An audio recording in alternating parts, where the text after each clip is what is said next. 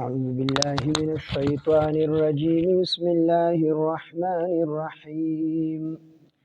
يا أيها الذين آمنوا إذا تداينتم بدين إلى أجل مسمى فاكتبوه وليكتب بينكم كاتب بالعدل ولا يأب كاتب أن يكتب كما علمه الله فليكتب وليملل الذي عليه الحق وليتق الله ربه ولا يبخس منه شيئا فإن كان الذي عليه الحق سفيها أو ضعيفا أو لا يستطيع أن يمل فليملل وليه بالعدل واستشهدوا شهيدين من رجالكم فإن لم يكونا رجلين فرجل وامرأتان ممن ترضون من الشهداء أن تضل إحداهما فتذكر إحداهما الأخرى ولا يأبى الشهداء إذا ما دعوا ولا تسأموا أن تكتبوه صغيرا أو كبيرا إلى أجله ذلكم أقسط عند الله وأقوم للشهادة وأدنى ألا ترتابوا إلا أن تكون تجارة حاضرة تديرونها بينكم فليس عليكم جناح ألا تكتبوها وأشهدوا إذا تبايعتم ولا يضار كاتب ولا شهيد وإن تفعلوا فإنه فسوق بكم واتقوا الله ويعلمكم الله والله بكل شيء عليم. صدق الله العظيم. رب اشرح لي صدري ويسر لي أمري واحلل عقدة من لساني يفقهوا قولي. رب زدني علما سبحانك لا علم لنا إلا ما علمتنا إنك أنت العليم الحكيم. سورة بقرہ دریم سپارہ آیات نمبر 282. یا ایها الذین آمنوا ای ایمان والو اذا تداینتم هر کله تاسو معامله کوئ د یو بل سره بدین د قرض الى اجل مسمى تر معلوم نیټه پورې فاکتبوه نو هغه ولیکئ. وی دې آیاتونو کې الله پاک جل شانه د ادار هغه چل مونږ او تاسو ته ښایي چې تاسو کله د یو بل نه پیسې نیټه اخلئ، قرض پیسې اخلئ یا بل څه معامله کوئ د یو بل سره، نو لومبی شرط پکې دا دی چې دا تاسو ولیکئ. دا پیسې په دې تاریخ باندې ما واغستلې او په دې تاریخ باندې به تا ته واپس کوم. نو لومبی خدای تاسو کومه سودا د یو بل سره کوئ د ادار د قرضو، نو هغه لیکئ په کاغذ باندې. نو لومبی دا چې دا به لیکئ او دویمه دا چې دا تاسو کومه نیټه مقرروئ نو هغه نیټه به یو معلوم وخت پورې وي او په هغه نیټه مقررولو کې به ابهام پوشیدګي هم نه وي. فقها تر دې پورې لیکي چې تاسو د یو بل سره کوم معامله کوئ د نیټې، نو دا به لیکئ هم. دویمه دا چې دا به په داسې تاریخ باندې به د دې هغه فیصله کوئ، لیکل به په داسې تاریخ سره کوئ چې هغه تاریخ ته ټولو په نیز باندې پای کې څه پوشیدګي نه. مطلب دا داسې یو سړی تا ما نه پیسې واغستې یا ما ستاسو نه واغستې او زه تاسو ته وایم چې یاره کله زه جوار اورېبم نو بیا به یې درکوم. د جوار پورې به زما استاد نیټه دې کې پټوالی دی په دې نیټه کې. ځکه د بعضې خلکو جوار زر رسي، د بعضو لیټ رسي، نو په دې کې دا خبره بیا جنګ طرف ته ځي. نو د جنګ ختمولو دپاره الله پاک وفرمیل چې یا ایها الذین آمنوا اذا تداینتم بدین الی اجل مسمى فاکتبوه. نو تر معلومې نیټې پورې لکه تاریخونو په اعتبار سره سړی ولیکي چې زه په 1 جنوري باندې تعالی دا پیسې درکوم، هغه وی چې ټیک ته مال په 1 جنوري باندې راکوي. نو دا چې دا ولیکل نو په دې کې بیا جنگ جګړې د خبره نیسی. ځکه چې 1 تاریخ جنوري هر چاته معلومه ده چې دغه یو تاریخ ته یو میاشت په دغه ټیم باندې دا راځي، نو په دې کې به دا خبره جنگ طرف ته نیسی. نو لومبی خدا چې تاسو به دا کبه معامله کوئ د یو بل سره دا لیکئ. ځکه لیکئ چې بعضې وخت کې انسان یو خبره وکړي او وروسته ته بیا یې چې مال د 100 روپۍ راکړي دي یا د مال سوره سودا راکړله د 100 روپۍ الله کړې ده، نو هغه یو وي دی بله وي، نو خبره جنگ طرف ته ځي، ثبوت په منځ کې وي نه، نو د دواړو مسلمانانو جنگ راشي. نو الله پاک ته دا جنگ او دا خبره نزاع طرف ته بوتلل، جنگ طرف ته بوتلل، دا الله ته نه دي خوښ. نو د دې وجې الله پاک جل شانه وفرمیل چې مؤمنانو تاسو چې د یو بل سره د نیټې کوم معامله کوئ نو لومبی لیکئ. دویمه دا چې لیکئ په دې کې یو تاریخ معین مقرروئ، داسې نه چې کله دې راکړه نو بس تا ته اختیار دی، داسې به نه، دا جایز نه دي. هو ته ولا اسې ورکړه چې پرېږده وته، خو دا به ورته نه وایي چې بس تا کله راکړه نو په دغه تاریخ پې راکړي، چې ستا کوم تاریخ وښي په هغې به یې راکړي. تاریخ معین نه شو، بل ورځ به دې غواړي هغه به وایي چې تا ما ته وایي چې کله درسره وشو نو رابه کړي، ما سره لا شوي نه دي. دا خبره مبهمه ده، دې کې پوشیدګي ده، دې کې پټوالی دی، په دې کې د دوو مسلمانانو په منځ کې جګړه راتلی شي. د دې وجې نه الله پاک فرمایي چې یا ایها الذین آمنو، ای مؤمنانو، اذا تداینتم، هر کله چې تاسو معامله کوئ د یو بل سره، بدین، د قرض معامله کوئ د ادار، نو الی اجل مسمى، الی اجل تر نیټې مسمى مقررې پورې، دا معامله به تر نیټې مقررې پورې یو تاریخ ولا معین کړي چې په دې تاریخ پسې تعالی پیسې درکوم، هغه وی چې مال په دې تاریخ راکړي، د هغې نه پس پته د هغه نه سودا کوي. فاکتبوه، او بیا چې کله تاسو دا نیټه مقرر کړئ دا په کاغذ باندې ولیکئ، دا نیټه ولیکئ. ولیکتب، او پکار د چې ولیکي بینکم په مابین ستاسو کې کاتب، لیکون کې کاتب بالعدل، په عدل سره. ځکه د نن نه 1400 کاله مخکې هر چا د لیکلو دا پن نه پېژندو، خلک انپړو، پړه لیکه نو. نو الله پاک جل شانه دې ته وفرمیل چې پکار د کوم لیکون کې چې هغه ته حکم دی چې ته په عدل سره لیکل وکړه. دیو چې فقها وایي چې دا لیکون کې چې کوم دی د دواړو کسانو په منځ کې کوم معامله وي، د پیسو معامله وي، د تجارت معامله وي، خو قرض پکې راځي، نو دا لیکون کې چې دا به د یو طرفداري نه کوي، دا به د یو کس سړی نه وي، بلکې دا به درېمګړي وي، درېمګړي به لیکل کوي. نو چې دا لیکل دي که نو درېمګړي ته وي ته د الله نه ویرېږه، او دا لیکل چې کوي دا په عدل سره وکړه، نه چې یو دپاره چې کوم دی زیات ولیکي، د بل دپاره کم ولیکي، طرفداري په دې کې نه کوي، بلکې بالعدل، په انصاف سره. ولیکتب، او پکار دا چې لیکلو کې بینکم په مابین ستاسو کې کاتب لیکون کې بالعدل، په عدل سره. ولا یأبا انکار دی نه کوي کاتب لیکون کې ان یکتبا د لیکلو نه کما علمه الله، لکه څنګه چې ښودلی دی الله پاک دته، فلیکتب، پکار د چې دی ولیکي. دلته د کاتب ته حکم دی چې کاتب ته الله پاک لیکل ښودلي، دا ورکړه د الله ده، دا به د الله یو احسان دی چې دی پړه لیکا دی، دا په دې تعلیم یافته باندې د الله پاک احسان دی. نو که دې ته څوک وایي چې راشه زموږ په منځ کې لیکلو کا، نو دی به انکار نه کوي، دا لیکون کاتب چې دی لیکون کې دی به انکار نه کوي، بلکې دی د هغې په معامله کې په انصاف سره لیکلي به کوي. نو ولیکتب پکار ده، ولا یأبا، او انکار به نه کوي کاتب ان یکتب د لیکلو نه، کما لکه څنګه چې علمه الله ښودلی دی الله پاک دته د لیکل، نو فلیکتب، پکار ده چې دی ولیکي. دته چې الله پاک د لیکلو دا فن ښودلی دی، نو د دې شکر دا دی، د دې احسان شکر دا دی چې دی د خلکو د لیکلو نه انکار نه کوي، بلکې هغې ورته موږ لیکلو که دی فوراً د هغې دپاره لیکل کوي. ولیملل الذي، او املا به وایي بیان به کي الذي هاکس علیه چې په هغه باندې الحق قرض دی. نو دې نه دا مسله چې کوم دی معلومه شوله چې دا قرضدار چې دی چاته چې پیسې دي، نو دا لیکل به دی کوي، دا دې طرفه چې کوم دی یو اقرارنامه ده چې دی وی چې ما دوره پیسې د پلان کې نه واغستلې، په دې تاریخ مې واغستلې، په دې تاریخ باندې به ورکوم. نو که د شتام دا پیسې راځي، نو دا پیسې هم په دې قرضداري باندې وي، کوم سړی چې قرض اخیستی وي هغه به د شتام دا پیسې ورکوي. نو پیسې هم په ده باندې دي، لیکلي هم په ده باندې، کو چا باندې لیکي، کو په شتام باندې لیکي، یا د کاتب چې په څومره خرچه راځي د لیکون کې، نو دا به دا قرضداري ورکي، بلکې قرضخوا به یې نه ورکي. چا چې پیسې اخیستې کوم چې قرضدار دی، نو دی به پیسې کو یا سامان یې اخیستې په نیټه باندې، نو دا به دی د لیکلو دا پیسې هم په ده دي، د لیکلو هم په ده دي. ولیملل الذي، او بیان بکی الذي هاکس علیه چې په هغه باندې الحق قرض دی. ولیتق الله، او ودې یریږي هغه د الله نه، ربه چې رب د هغه دی. ولا یبخس، او نه به کمی، او کمی به نه کي منه، او نه به کمی منه د هغې نه شیئا څه څیز. نو دی به د الله نه یریږي، دا قرضدار دی چې کله لیکل کوي نو دی به پکې پورې راپورې نه کوي، بلکې چې کوم څیز یې اخیستی دی اکه څیز به لیکي چې ما د سړي نه 1 لک روپۍ اخیستي دي، دا ولیکه. دا به نه وي چې 1 لک روپۍ اخیستي دي ورته چې 10,000 کم 1 لک ولیکه، دا به نه وي. ولا یبخس، نه به کمی منه د هغې نه شیئا یو څیز چې څومره د اخیستي اکه او په کاتب باندې لیکي. فإن كان الذي، پس کو چېرې وي هغه کس علیه الحق چې په هغه باندې قرض وي، علیه الحق چې په هغه قرض وي، سفیحا دی ناپوهه وي، ماشوم وي یا لیونی وي، او د چا نه قرض اخیستی، سړی ماشوم دی نه پوهېږي یا لیونی دی،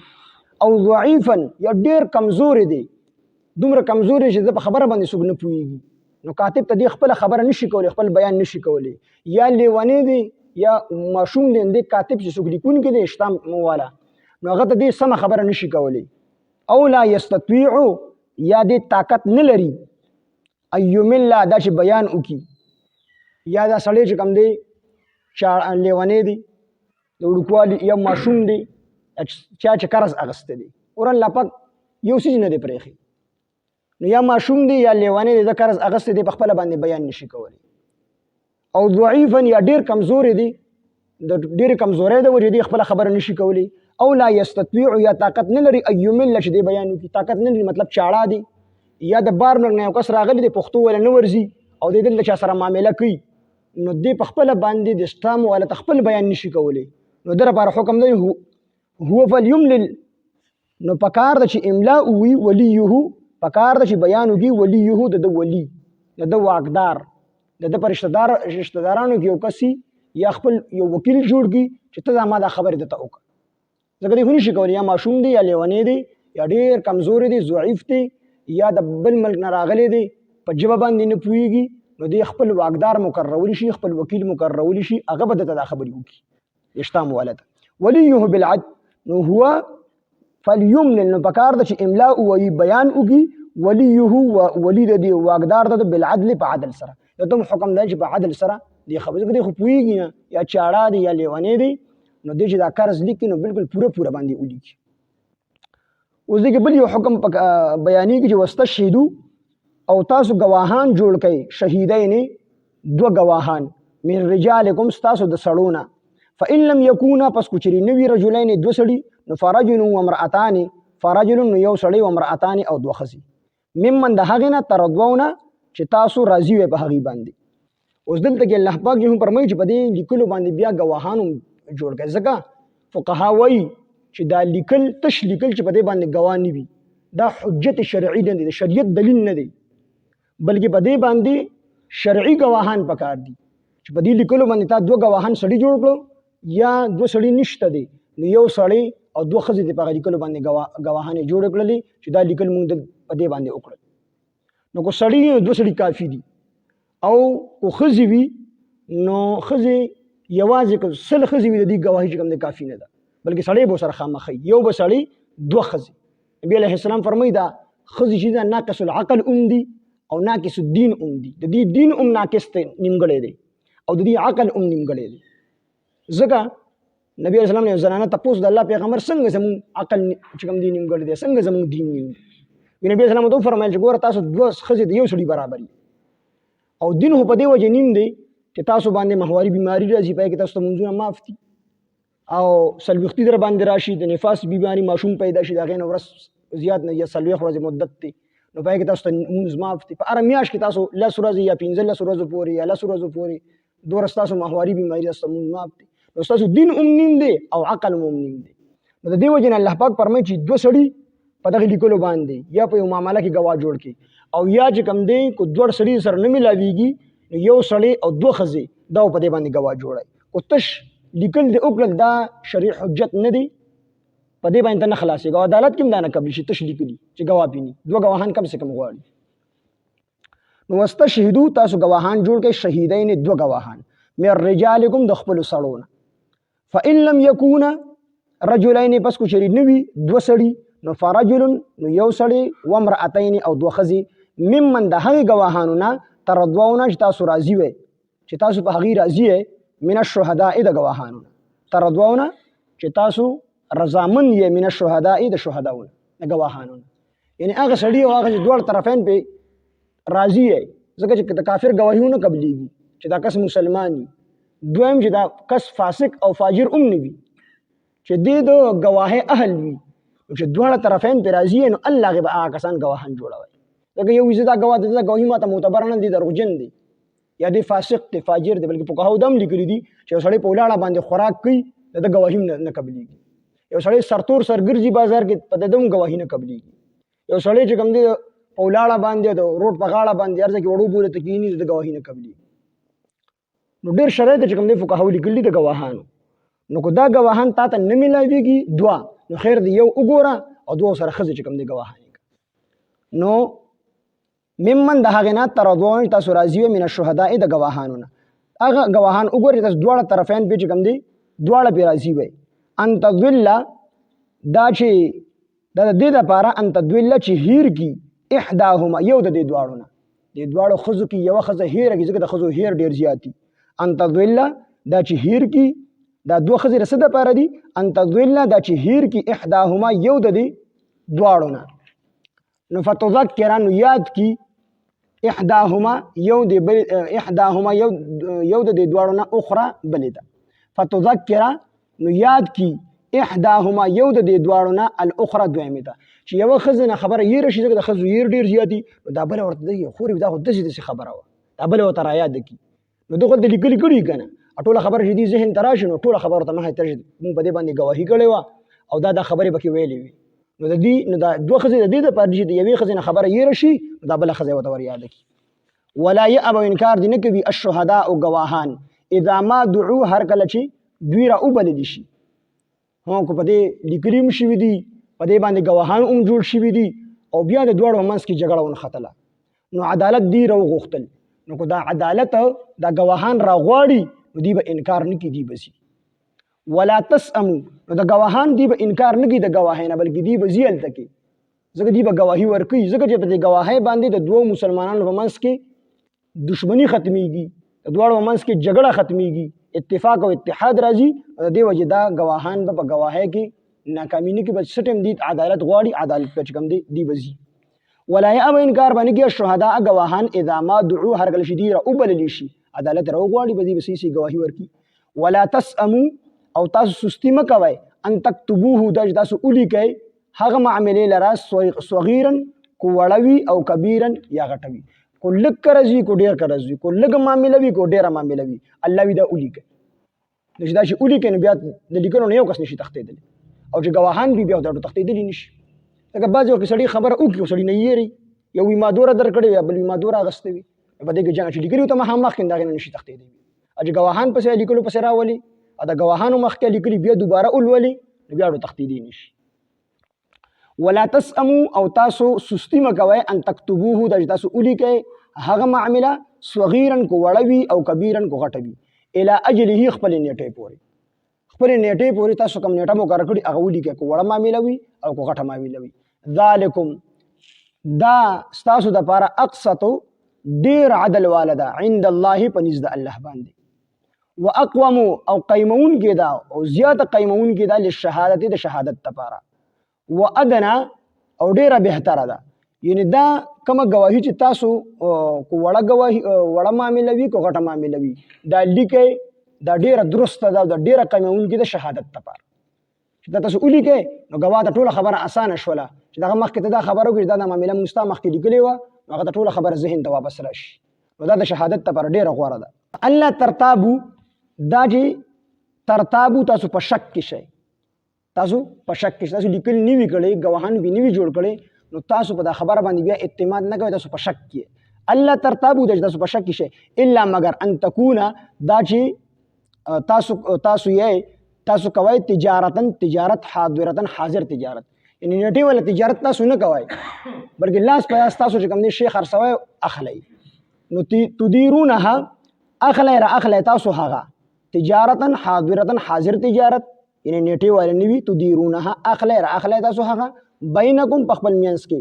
فلا انسان نشته دی علیکم پتا سو باندې جناح هیڅ قسمه ګناه الله تكتبوها د تاسو لیکه هو تاسو حاضر تجارت کوي لاس په لاس باندې یو لاس پیسې ورکې بل لاس باندې چې کوم دی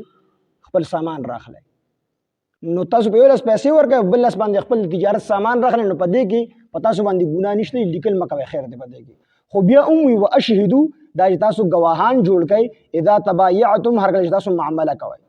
تاسو کوم معامله کوي نو گواه به جوړوي ځکه تاسو پیسې ورکړي او چاله چې پیسې ورکړي هغه به وی چې مال پیسې نه دی راکړي یا مال راکړي دي خو کمې راکړي دي نو پدې کې بیا گواه به جوړول پکار دي ولا يضار او تکلیف نشي رسولي کاتب تا ولا شهید او نه گواه تا کاتب ته هم تکلیف نشي رسولي چې کاتب تر وګړي لیکلو د پاره نو پیسې بوله ورکې کوغه مطلب تکلیف نه ورکې پته شراست دغه باندې او ولا شهید گواه ته هم تکلیف نشي رسولي چې ته ګواه د ګواهۍ دپاره بوځي نو دغه ټیکټ په ورکوې په هغه چې د چای د ډوډۍ کوم ټیم یې هغه پې کوې نو هغه ته به تکلیف نه ورکړي چې په خپله کاری په ما پسې راځه عدالت خو سورلي د سړي په خپله سورلی به یې بوځي عدالت خو سورلي د سره نی نو پیسې به ورله ورکړي چې په دې دا کاری واخله او ما پسې عدالت ته راشي نو ولا یضار تکلیف په نشي رسولی کاتب کاتب ته اوس کاتب عاجز به بل کار نه خو خلکو له به لیکل کي او اسې نو دا تکلیف ورکول دي کاتب ته ولا شهید او نه چې کوم دی ګواه ته به چې کوم دی تکلیف نه ورکوي کاتب ته به تکلیف نه ورکوي وان تفعلوا کو چېرې تاسو وکړل دسې نو فانه بېشکه فسوق بکم فسوق ګناه دی بکم په تاسو باندې واتقوا الله ویریږئ د الله نه ويعلمكم الله او خی الله پاک تاسو ته دا چل یعنی د لیکلو د لوستلو د تجارت ته چل درته خي فانه بېشکه فسوق ګناه دی بکم په تاسو باندې واتقوا الله ویریږئ د الله نه ويعلمكم الله او خی الله پاک تاسو ته د دې چل والله الله تعالی بكل شيء علیم په هر چیز باندې عالم دی او پوه دی یا ایها الذین آمنوا ای ایمان والو اذا تداینتم هر کله چې تاسو معامله کوئ بدین د قرض الى اجر مسمى تر معلومې نیټې پورې فاکتبوه نو تاسو ولیکئ هغې لره وليکتب او پکار ده چې ولیکي بینکم په مابین ستاسو کې کاتب یو کاتب لیکونکي بالعدل په انصاف سره ولا یأبوا انکار به نه کوي کاتب ان یکتب د لیکلو نه کما علمه الله لکه څنګه چې ښولی دی الله پاک هغه ته د لیکلو دا فن فلیکتب نو پکار ده چې ولیکي وليملل الذي او بیان بکی الذي هغه کس وليملل او بیان بکی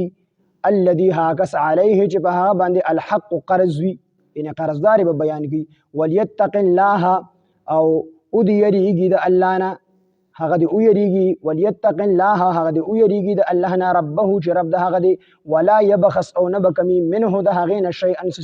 سیز به نه کوي چې څومره پیسې اخیستې قبل کي فإن كان الذي پس کو چری وي الذي هاکس عليه الحق چې په چا باندې قرض دی صفيحا بعقل وي او ضعيفا یا کمزوري وي او لا يستطيع یا طاقت نه لري ايمل دا چې بیان وکي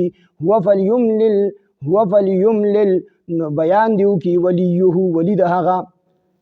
بالعدل په عدل سره په انصاف سره واستشهدوا تاسو گواهان جوړ کړئ شهیدین دو گواهان من رجالکم د خپل سړونه فإن لم يكونا رجلين پس کو شری نوی دو سړي فرجل نو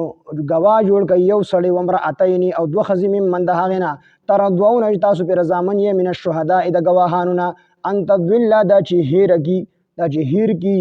احداهما یو د دې دواړو ښځو نه فتذکر نو ور یاد کی ورته احداهما یو د دې دواړو نه الاخرى دویمه ته فتذکر نو ور یاد کی احداهما یو د دې دواړو نه الاخرى دویمه ته ولا یابا انکار بن کوي الشهداء گواهان اذا ما دعوا هر کله چې دوی راو بللی شي ولا تسمو او سستی مکوي تاسو ان تكتبوه دا تاسو ولیکئ هغې لره صغیرا کو وړه معامله وي او کبیرا یا کو غټه معامله وي الی اجله خپل نیټې پورې ذالکم دا ستاسو دپاره اقسط ډیر د عدل خبره ده عند الله پنځ د الله باندې واقوم او زیات قیمون کې دا للشهادت شهادت لرا وادنا او ډیر اعلی ده الله ترتابو دا چې تاسو په شک کې شي الا ان تكون مگر دا چې تاسو یې تجارت کوونکی حاضرتن حاضر یعنی حاضر تجارت کوونکی لاس په لاس باندې تدیرونها تاسو اخلی را اخلی هغې لره بینکم په مابین خپل کې فلیس نو نشته علیکم په تاسو باندې جناح څه ګناه الله تکتبوها دا چې تاسو ولیکئ هغې لره نو کوم چې لاس په لاس باندې اخیستل خرڅول وي نیټه پکې نه وي نو که تاسو ونه لیکئ نو څه مسله نشته دی واشهدو او تاسو بیا هم ګواه جوړ کړئ اذا تبایعتم هر کله چې تاسو معامله کوئ